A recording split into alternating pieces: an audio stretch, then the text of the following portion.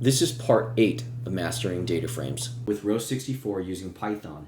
In this series, we explore how to load data, sort it, and manipulate data to prepare it for data analysis. I'm your host, Paul Trin. Thanks for joining me. Hey guys, Paul Trin here, doing a quick tutorial using row 64. We're going to look at data frames and some of the new features in 2.0 coming out October 2022. And how to work with a data frame. We got some pretty cool stuff here.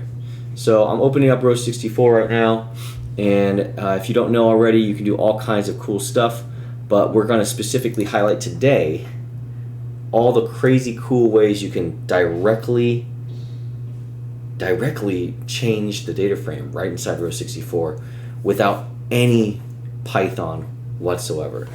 So I'm just going to quickly load in, if you guys haven't seen already, there's a series of videos I've been doing with mastering data frames, and you can quickly look at how to load data into row 64 using the simple syntax. So I'm just going to quickly choose real quick a data set, the PPP loan data set. I will link this to you down in the description box, but go ahead and download that and you can quickly load this data. So as you can see, I'm using the super simple spreadsheet style syntax. If you want to see the Python, it's right there. And here we go. I'm going to go ahead and click run and let this script just kind of pull this data in. Now in the past, before, if you wanted to sort and you wanted to change things directly inside of the data frame, you would need to write code for it. That is no longer the case if you're using row 64. Super exciting. So if you want to go in and you want to directly change like this cell here, you can just go right in and just change it. Enter. Done. Before, you had to use a function called .iat and then specify the row and the column that the data sat in and then change it manually. That way you'd have to write the actual physical code. You don't have to do that anymore. You just do it directly inside the data frame, and I just undid it. See, I just did Control-Z and went back. You can also do all kinds of cool things, like for example, you can, from right in here, you can sort, you can search and filter. You can also remove duplicates. You can see here I'm running a duplicate in 1.0 seconds, 1.35 seconds.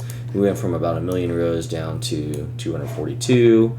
If I want to, I can just reset that and get my full 1 million rows back. Just really powerful way to work with data frames and make it feel more like a spreadsheet, right? It's just so simple. So let's say you wanted to reorder stuff. You can highlight the columns you want, hover your mouse over it, and then when you see that 4 arrow icon up here, just move it to wherever you want. Pretty crazy and pretty cool, right? Let's move it back. You can also do sorts, remove duplicates, right? Sort by ascending or descending, just all different types of crazy cool workflows. And then while you're doing that, once you get your data frame exactly the way you want, you would just basically create a new data frame, right? And get the old data frame in order to preserve the work that you did here. So I hope you find this super fun, because it's a way to manipulate a data frame directly without having to use any sort of code. Super fun, super exciting, and all part of 2.0, version 2.0 of row 64. In addition to that, you can also delete columns straight within the data frame too. So you can see right here, I can just highlight this, right click, and delete. Pretty amazing. This type of workflow used to, again, require Python. It's no longer the case with row 64's 2.0 version. So jump right in, download it, let us know your thoughts, and we're super excited that you're with us and revolutionizing data science. Thanks so much. I hope you have fun using these new tools, but this is one of the biggest requests that we've had to make the data frame act more like a spreadsheet.